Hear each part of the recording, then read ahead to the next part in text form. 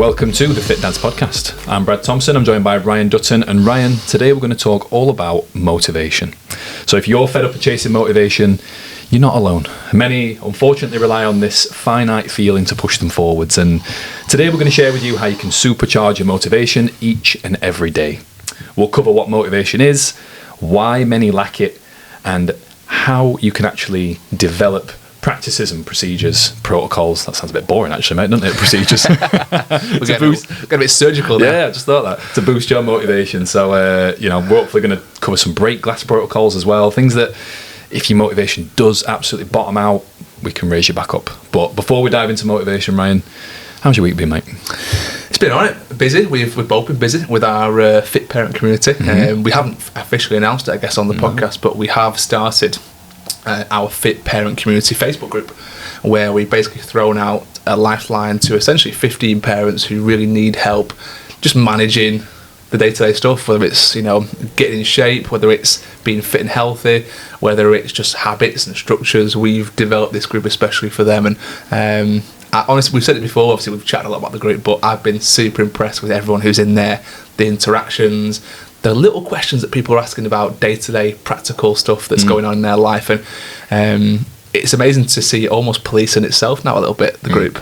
We've always had a big input in terms of providing resources and helpful videos, but I'm super impressed with this group. And if you are listening to the podcast right now and you're a parent and you're thinking this might be something that you benefit from, we are at some point, hopefully, going to open this back out.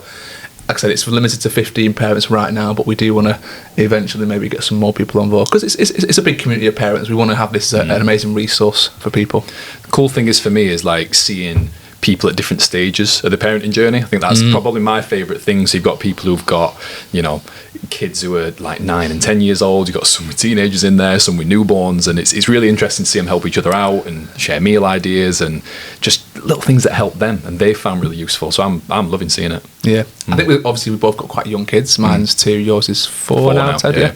So we've got so many more levels to come, haven't we, in terms of parenting? And it's nice to get insight into the different challenges that people experience when they get to 10, when they get to 14, and then maybe even, when they flee the house and you go back to looking after yourself, essentially. So, it's been really cool. But we'll keep everyone posted, and if it ends up opening up, we'll let you know for sure. Definitely. But in terms of you personally, I know that's sort of what we've been doing, what you've been up to, family-wise. I'm going to tell you a funny story about the pumpkin picking journey that I went on. So have you been pumpkin picking before? We went Saturday. We try and do it every year, but it's a similar place. Right. But yeah, we do enjoy it.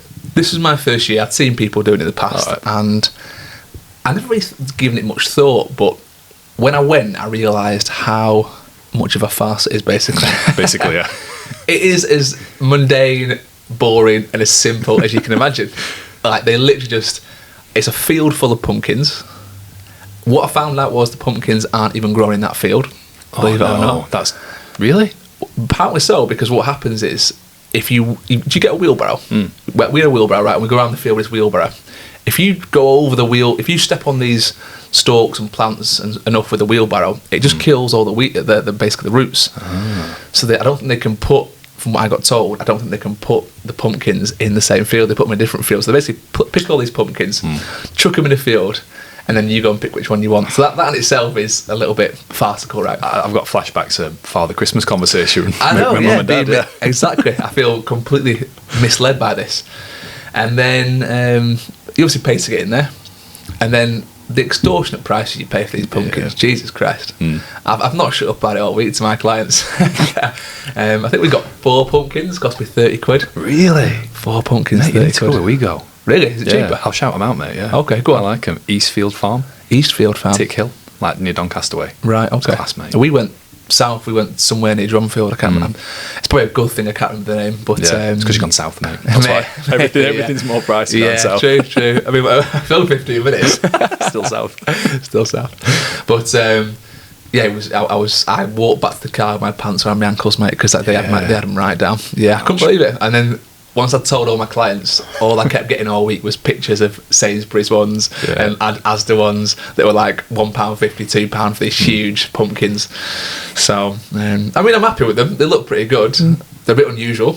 Unusual. Not like you would normally get in, because obviously in the supermarket they're all perfect, aren't they? Yeah. These ones are a bit funky looking. Like I've got one it's green, completely like a dark browny green, Yeah. and it's got like boils all over it, which I thought was really cool. So for Halloween, it'll actually look quite good once I've carved it. I thought you were going to say Harlow's chose that one, but is this a My conscious? choice. Yeah. Because you go into the field, you kind of look for the most perfect and pristine ones, but you realise that that's what everyone gets.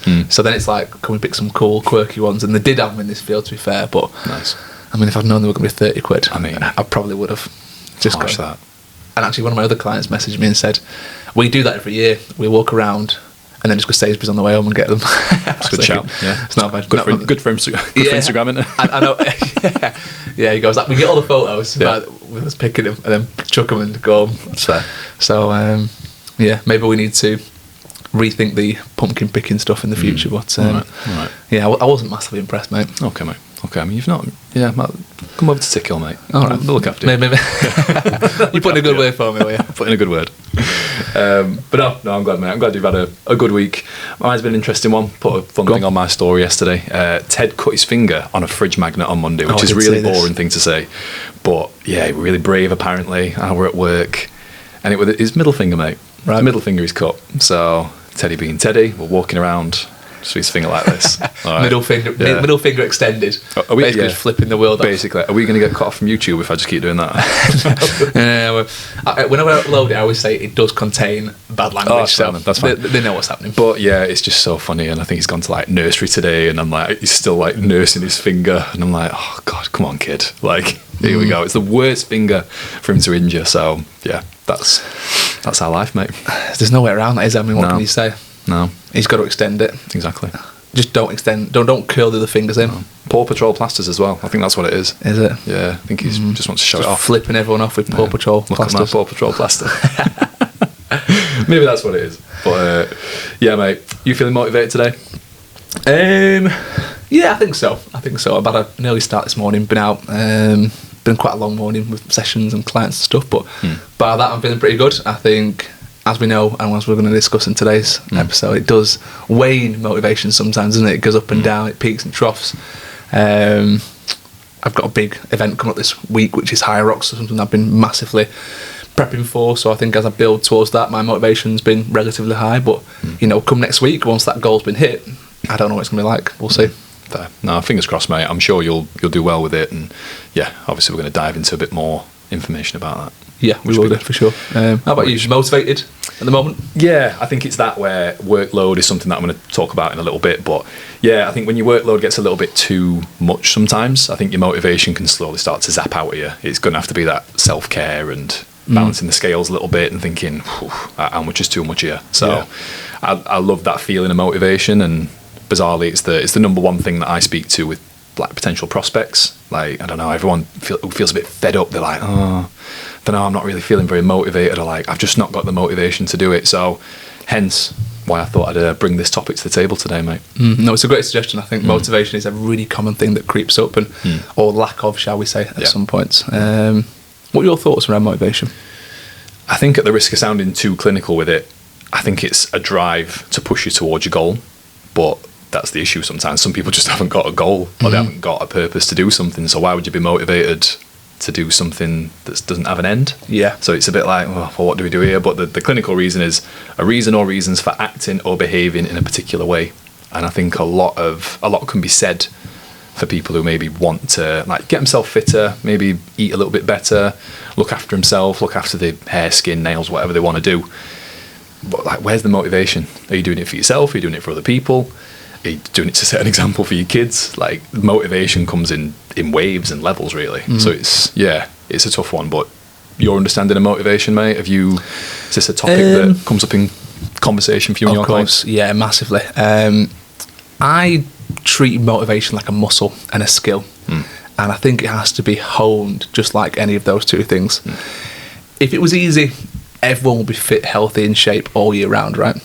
No one will be giving up after a week, a month, 3 months. We'd all be improving year after year.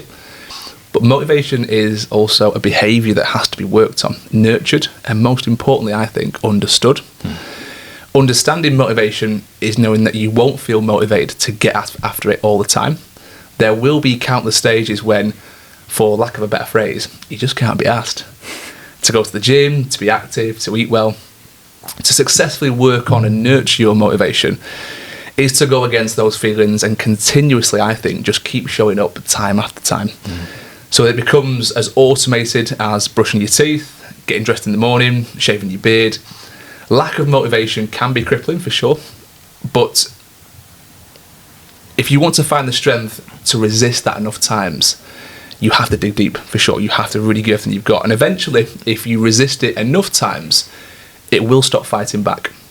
And it gets to the point where it's so ingrained in how you operate day to day, week to week, that you couldn't ever imagine life without it. And I think that's the point where a lot of people get to once it becomes so autonomous. It just is a second nature. It's part of who they are. You ask an athlete, do they feel motivated to go to the gym most days? Probably no, because it's their job as well. But do they go? Of course they do. Do you feel motivated sometimes to get up for work when you've tired, you've had a bad night with Ted, he's been screaming the house down, he's been a little shit? Do you feel motivated to go and work out or go to work? No, but you still go anyway because it's something that you have to do. It's a responsibility. I think we have to treat motivation the same way. It's a skill that has to be worked on.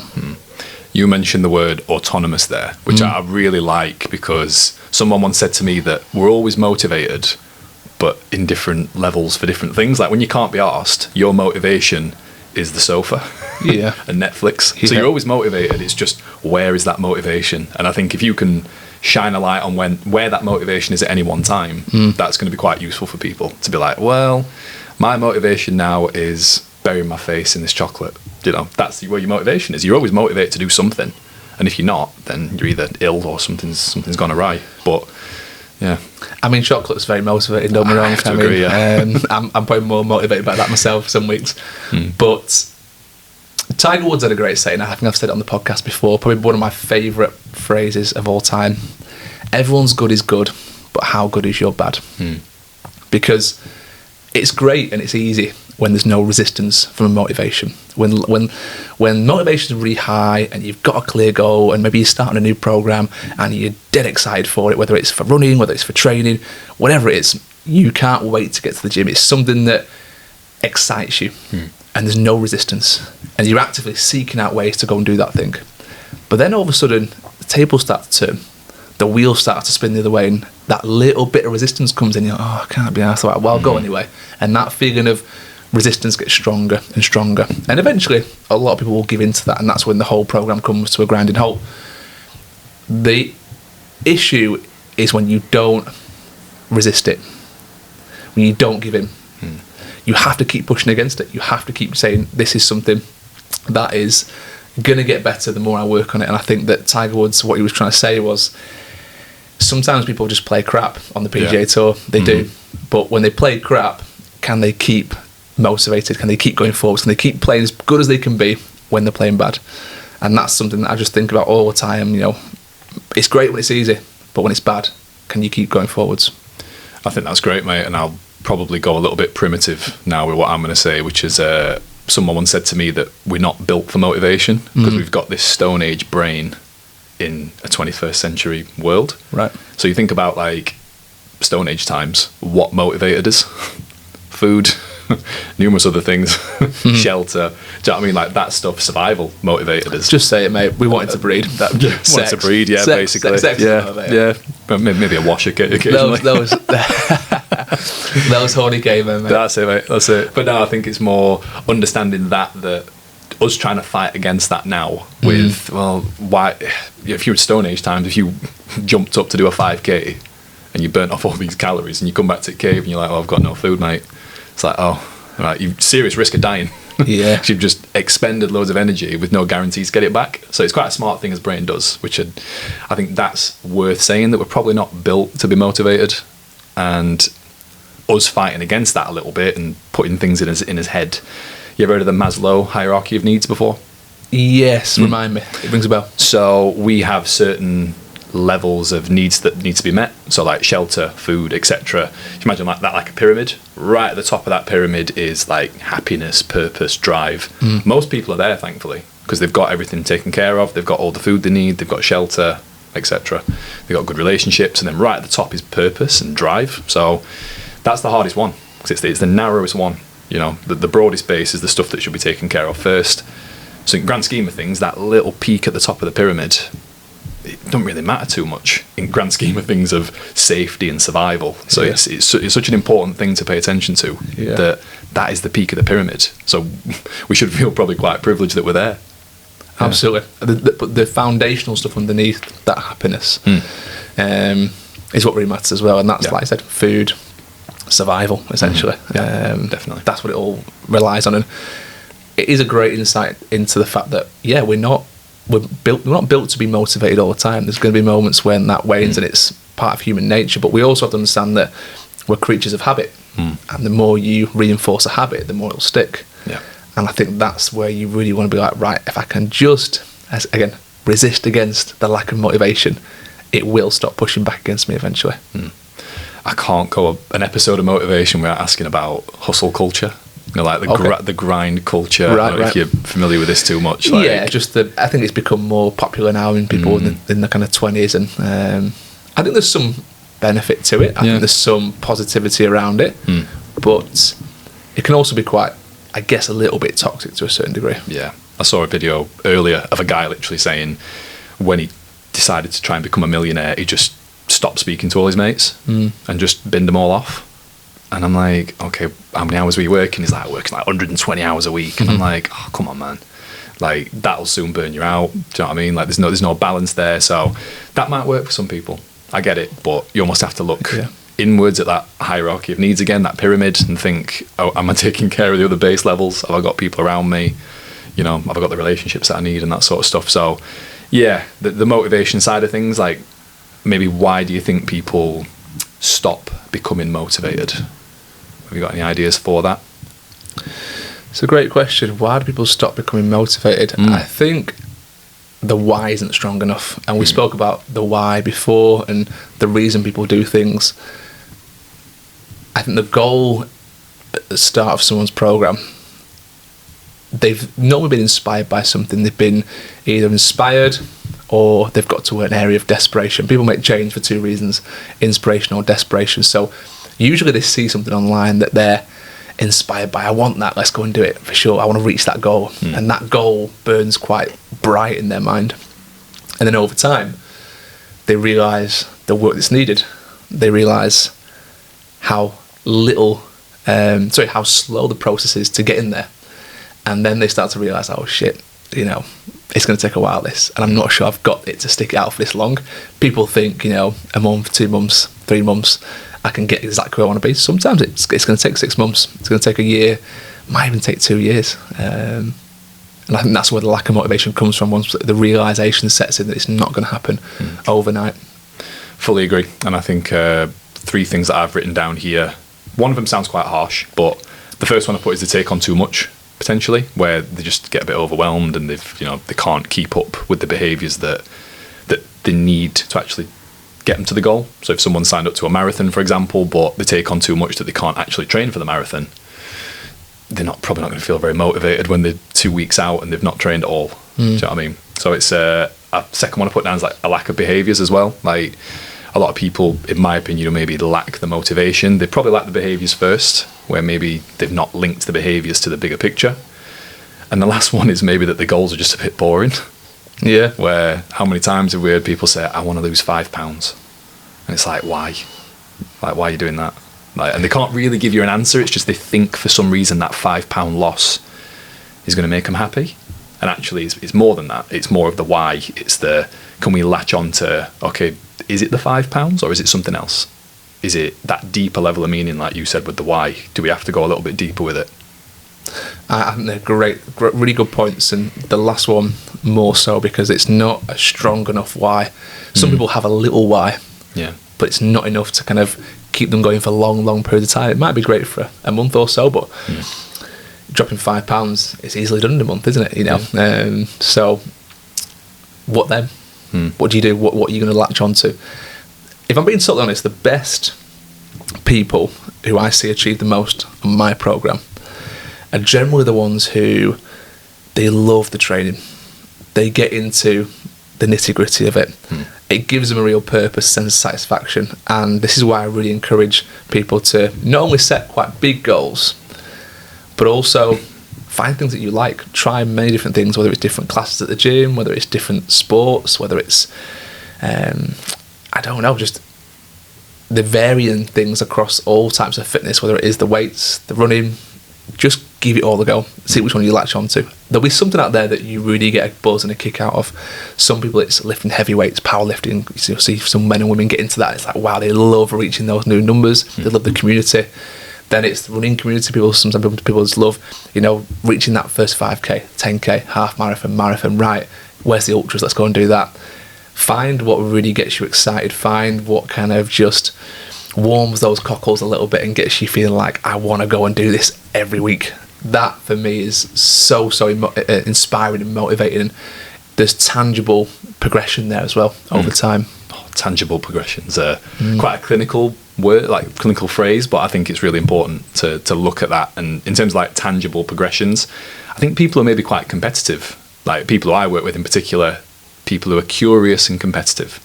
They're curious because they want to know the hows and the whys, maybe, of like, why are we doing this?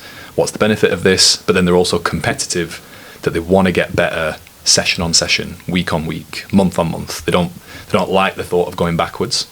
So I think that in particular is quite, they're the planners as well. They're typically the ones who, they get the plan and they say, cool, here's a loose plan. Like we might got like 4 to 6 weeks before we change phases, or 6 to 8 weeks before we change phases. And if they've absolutely nailed it, I'm like, cool, right, let's progress. And the satisfaction that they get from that, they basically turn it into a game. And I just think I think humans are designed for play, It's how we evolved, it's how we grew, we play. And if everything's serious all the time, it's like, this is not very fun actually, and I don't know about you, mate, but I'm really motivated to do fun things. I'm motivated to have fun conversations. I'm motivated to do hard things, but it's for a reward. It's almost like, where's the fun in that? Is it the progression? Is it the self-challenge? It's the reframing, basically. And I had a really cool conversation with Gav Walker, who we've had on the podcast. If you've not watched it, please watch it, because it's an awesome episode. And he talks a lot about the internalizing and reframing, and him more than anyone after his accident. He had to reframe his motivation and what he wanted to do, and really compete against people in the same ward as him to try and get better, and then compete against his former self because he's much stronger mentally now. I just think that's amazing from a motivation standpoint.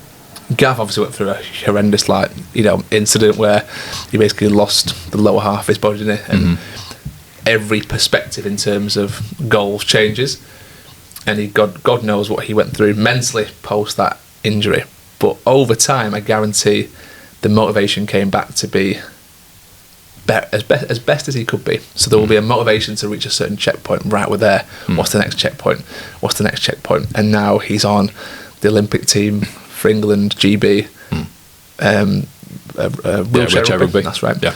So he's he's just kept expanding his motivation and his goals, and that's something that I think people need to bear in mind. Once you've reached something, what's next? Change that goal. Reach for something bigger, because if the goals aren't changed and acted on quickly enough, again, the wheels start to turn very quickly the opposite way if you're not careful. Yeah. In terms of how people can maybe get more motivated, you've mentioned something there about sort of taking action and maybe telling other people. What are your opinions on telling people what you want to achieve? Because I know, like you with the High Rocks, for example, you were really verbal and honest about that. You could have quite easily not said anything and just worked away in the shadows, and then people be like, oh, Ryan's done a High Rocks. But what made you do that publicly? Is that a motivation thing from you? Is that you want people along for the ride?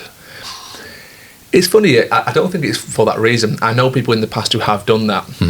I had a girl recently, Kate, who I was coaching, who started a whole Instagram page just to give herself accountability. She had all her friends like that, and she wanted to document her journey going forwards. She called it the R5 Graduate, which I thought was quite nice. I've seen this.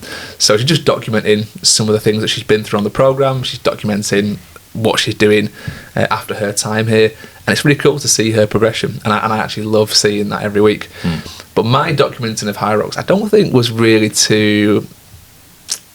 it wasn't to put out those same intentions of like, right, this is accountability. I've always liked documenting things. Whatever I'm up to, I'm doing. You know, when you're in the social media world for a while, you kind of realise that it's quite nice just to kind of put stuff out there and make content. Making content's quite cool sometimes, and I do enjoy that. And I think it's just more for me than anything else. I love seeing my training. Occasionally I'll scroll back and I'll just have a look through some of the old training videos, and I know how hard it used to be and how easier it's got, but it's great to see that in video format. So I think I've documented it more for my own personal use and journey, really. But I know that the people have got invested in it over time, which is lovely. And you know, I'm really grateful that I get so many nice messages along the way, which is awesome. But I think it was more just as a documenting for me than anything else. I think. Yeah. And I think that was one of the things that I said here. How can you get more motivated? And I think peer pressure is a powerful thing. If you tell someone you're going to do something, you better do it. Otherwise, they're going to think you're full of crap. Yeah. And there's a bit of me that's like, if you can actually put yourself on that, essentially above the parapet, basically, and say, listen, this is what I want to do. You've probably met these people who maybe say that they're going to do something, but then don't do it. And it's almost like a false commitment, like, I'm going to do a marathon. All right. But they've not trained for it yet. It's a false commitment. You know, it's a false promise. You've not done anything about it yet. Whereas if you have registered for a marathon, guess what? You're doing that marathon because your name's down. Whereas if they've not even done that yet. So that's one thing I'd always say to people, like, if you can verbalize it and talk about it, if you're comfortable, and obviously get a deadline as well. That's another thing that I've noted down. Like, deadlines are really, really powerful. Yeah, you'd be surprised how many people they'll sign up for marathons and don't follow it through. They defer it to next year, or they do that. And I think you're absolutely right. I think sometimes putting that intention out there, whether it's online or whether it's in your close circle of friends, family, I definitely felt a little bit of pressure from it, knowing that I've been prepping for it. It's this weekend.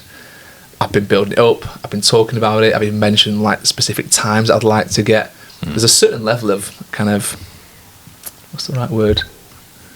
Stress it puts on you, I guess, if you do that as well. And you've got to be careful about putting too much pressure on yourself. Yeah. But it also does send that intention of like, there is no backing out now. I'm going to go in there and give it my all. And I've fully committed to it. And it's also, again, maybe if you understand yourself quite well, it's an ego thing. Like if I put it out there and I say I'm doing this, my ego now can't hack the fact that people might be like, oh, well, he didn't do it. This came up, and I've had this horrendous hip injury that, you know, really, if I was being sensible, I probably shouldn't run this week, if I'm being honest. But I've just got too much invested in it. I've put in too much hard work. I've got a few people coming down to watch me and to support me. I don't want to let them down. I just feel like I need to push through. So if I've got to take, you know, a few painkillers and push through, I absolutely will do, which probably is looking likely at the moment. But it just means that I'm still committing to what I originally set out as my main goal. My goal was to do it, and that kept me motivated the whole way through. So, I think while we're on the topic of injuries, that's a really good kind of topic, I think, when it comes to motivation, because it can massively affect your ability to stay on the ball. I noticed that when I started getting this little hip injury coming in, my food dropped quite a lot that week. Because there was a little sense of like, oh, it's so bad, I hardly walk. I've got this event in a month's time. How am I even gonna, you know, I can't even walk. How am I gonna run? And then that starts playing in your mind. And I think you have to think of the bigger picture. You have to think about why you started. You have to think about, again, you know, how much time and effort you put into it. It will pass. It's about staying positive in those moments, which is really, really hard for sure. I think when you're injured or you're carrying something really niggly, it's not very fun. Like I said, coming back to that phrase, it's not very fun to be injured. So you think, well, I'm going to go out for this run, I'm going to go out and do this session, and it hurts. Like, it's not, I don't feel like doing it.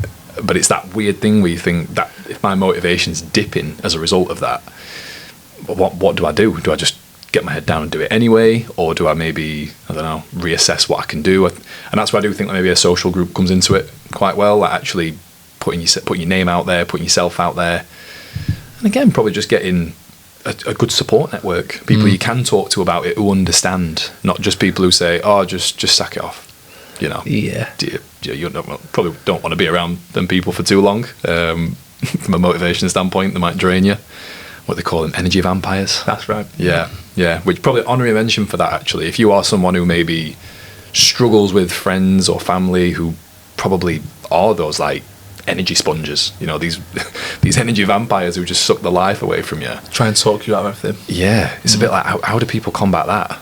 Like, me and you are probably quite fortunate that we've got a really good network around us, some of it curated and some of it just fall in his lap, really, with just the people we surround ourselves by. But if you've got any advice for maybe someone who is around someone who basically zaps their motivation away, talks them out a lot of stuff, talks down to them, what were we saying about that? It's the most obvious answer, mate.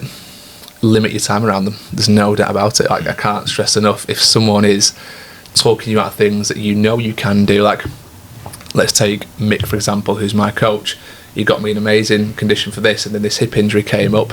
He wasn't immediately like, just sack it off, mate. Yeah. He was like, let's work around it. Let's see what we can do in sessions. Let's reprogram your training. He was very positive and very proactive in being like, right, it's a obstacle, not a barrier. And that's how we approach it. And people take the other stance. They go, no, that's a complete barrier, mate. Sack it off, forget high rocks, don't do it. Your hip's too bad. You're only going to cause more damage. You have to think and get people on side that are more practical in their thinking. So I think that, it is unfortunate. I don't ever like saying, don't be around your friends and family, but if you've got this burning desire and you're motivated and it's a strong goal, you've got to limit your time around it, but you have. I think a lot of people who maybe do fall foul to that energy zapping away, that motivation zapping away from other people, they may be the people who suffer from the all or nothing mentality. And I know we've spoke about this on separate occasions, but if someone is very much all or nothing, it's a bit like, well, I've had one setback, forget it, I'm done. That's irrational, in my opinion, to think that way. And obviously you can unpick a lot psychologically from that. But if I can use a bit of an analogy, using like dinner plates, for example, if you drop a dinner plate on the floor and it smashes, what do? You just sort of clean it up and put it in the bin and get on with it. An all or nothing person would probably scoop every single plate off the shelf and just watch them smash. I think you've said before about like the car tyres, about one car tyre going down and just slashing it. That's, from a motivation standpoint, it'll just do you no good. It makes things worse. So you've almost got to ask yourself, what's going to make this worse, and maybe what's going to make this better.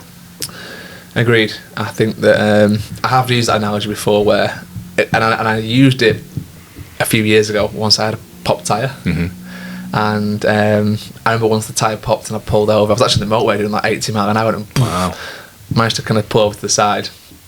And you walk around the car and you kind of just start checking all the tyres, and you go, that was okay. And then he comes and he takes a good half an hour to get here. He takes maybe 20-30 minutes to change the tyre, but that journey's made, or that kind of situation's made a lot worse if every single tyre goes. Yeah. And that's how people approach everything in life. It is the all or nothing, and you want to avoid just being so totalitarian, shall we say, in your own thoughts around success and failures, and being like, one phrase that I love is that a lifetime of 60% workouts is better than 3 months at 110%, because you're going to have longevity there. There's going to be sustainability, but you're not giving up on it. That's the main thing. You're not giving in. The motivation's still there to keep coming back. And now that along that lifetime of 60%, there's going to be moments where it peaks and troughs. But when it troughs, keep something going. Don't ever let it bottom out at 0%. When I was doing a bit of reading for this episode, I read something that said, don't be a tyrant to your own motivation. And it's almost like, if you're being tyrannical, you're being just that. Like, you're being irrational, you're being harsh, you're being emotional. It's a bit like, the more measured you can be towards yourself and what you want to achieve and the promises that you make for yourself, to be honest, I think that's a really key thing. And getting, probably something that people can take away with is the structure, and actually having a structure in place that supports what you want to do. Because when your motivation lacks, you know that you've got the structure there to support it, so you've always got that structure to fall back on, to sort of catch you when things go awry. Yeah. And I think that for me is a really, really important one to get across. And all I mean by structure, again, sorry to go all boring with it, but it's the schedule, it's the calendar, it's the little reminders, it's the notifications on your phone to take your supplements, it's the it's the little things that you can do to automate your habits sometimes. Just automate your habits and get something external that can sort of go, oh, Ryan, by the way, remember you need to do your stretching tonight. otherwise your hip might get worse in 4 months' time. You know, it's just something notification-wise or just something like that from a structure point of view, just to remind you. Yeah, agreed. I think the notification thing's a fantastic idea to kind of get on your phone. Some reminders. I've got one guy coach, and he has his wake-up alarm. He's somehow linked it to an app, I think, where every morning it shows him a different motivational message. Oh, nice. So as he opens his phone on the alarm, it's not just like snooze or stop, because that there's only one thing most of the time that's happening there. It comes up with a motivational quote. I can't remember. I probably should have had a look at the app. But if you have a look online at maybe motivational timers or motivational alarm clocks, something will come up and it does show you something in the morning that's going to get you out of bed. And I thought that was quite good. I'd have a Goggins one. Yeah, would you? Just his voice in the morning. Yeah, just like who's going to carry the boats. Who's going to carry the boats, me? I'm up. Yeah, that's. I might have to have a look at that. That sounds. But I thought it was a really good idea, just to kind of get you. Yeah. Anything to annoy my missus, mate. Yeah. Wind her up. Get her up, wind up. Who's that in the morning, mate? She'll think someone's in the house. It's Goggins here again. I feel like, yeah, it's fine. But no, I mentioned that I wanted to touch on like emergency protocols. Like if your motivation is rock bottom. Okay. I don't know if you've got any things that we can give to the audience. I have got one if you want a bit of time to think about this. That's fine. Go on. I came across something called the ripple effect, which is linked to something called the values factor. So I came across this guy's work called Dr. John DeMartini, and he's got an amazing book called The Values Factor, where basically you'll do this quiz. I think you can go on his website and do it for free, but it tells you your like deepest values. Like, so for me, I think it's family, creativity, client success, and adventure, for example. They're my 4. So everything that I do, even like the smallest little action. So I always use the example of like a check-in video. We spoke about check-ins earlier. If I need to do a check-in video and I really can't be asked to do it, I almost imagine like dropping a little pebble into a lake. That center pebble is the action. So if you think, right, that center pebble, that little first splash that it makes, that's the check-in video. And then as it ripples out, it starts to influence more and more of my life, of my situation. One ripple away from that is, okay, why should I do this check-in video? Well, this client's going to do, it's going to get more success, basically. That's one of my big values. What happens if this client gets more success? Okay, they might refer someone. Cool. All of a sudden, I'm cascading into I can look after my family more because I've got a thriving business just from that one little action. Yeah. So for me, reframing it and having that little ripple effect, there is a really good visual that I don't mind sharing on my socials. So when this comes out, I'll try and share that ripple effect on socials because it's a really powerful visual when you see it. I really like that. I can explain that quite well there, where it does have a knock-on effect and everything. And if you don't take that first action of dropping the pebble, it affects nothing, basically. Basically, yeah. And then sometimes that ripple effect may have no impact straight away, but it'll pay dividends down the line. I think with what we're referring to with motivation, generally is around getting people, up, fit, healthy, in shape, and those small ripples that you create in the first few days and weeks have big implications down the line. Yeah. But we need to get out of this kind of sense of having the pat on the back straight away. We call it delayed gratification, don't we? Yeah. Get into that headspace where I'm not going to get an instant reward from this. It's going to take months and months, sometimes a year and maybe 2 years before I really start looking in the mirror, feeling better, waking up with a sense of like, oh my God, I feel alive now. But it all starts with that first pebble in the ripple, and it's a great analogy, that. As another example, it could just be eating a high protein meal. I can quite easily link that to a high value of setting an example for your kids, which is like, okay, I need to eat this high value meal, high protein meal. Why? Because if I eat my protein, it means that I'm going to build muscle. If I build muscle, it means I'm going to look a certain way. If I look a certain way, my kids are going to be proud of me. I'm going to be proud of me. And all of a sudden, that high protein meal's turned into making your kid proud. Yeah. So like that little ripple effect, I found that really, really useful for when motivation bottoms out, you probably don't want to rely on that. Yeah. But if you're feeling a little bit crap, that's... You mentioned something interesting there, like does Ted motivate you sometimes to, not only for work, but maybe for like training and setting examples and things like that? For me, I find it almost impossible now to procrastinate because I've got Ted. Yeah. Like if I say I'm going to do something, Amy said this to me a lot, my wife, she sort of says like, you very rarely overcommit because I'm really cautious about how much I'm willing to give to something. So like if I say I'm going to give effort or time to something, I give effort and time to it. I don't do it very half-heartedly. So when you first asked me to like do this podcast, I wanted to make sure I was in with it. I didn't want to tiptoe around it because it's time away from Ted, and if I weren't enjoying it, I'm like, well, why would I do it? So it's more looking at the grand picture and saying, can I commit to this? Do I want to commit to this? And am I going to enjoy it? Ultimately, am I going to put something out that Ted's going to be proud of? Because that's another rule of mine. It's a weird catchphrase, but I go, I'm somebody's dad. Yeah. If I say something or put something out, I'm like, I'm somebody's dad. Is he going to be happy with that when he's older? I don't know. On and off topic, that definitely blows my mind sometimes, that the donut that I see myself as most days, I'm someone's dad. So I mean, that frightens me a little bit as well. But that frightening feeling is good. It's motivating, isn't it? You have to set that an example to that person that you are a dad to. You have to inspire them.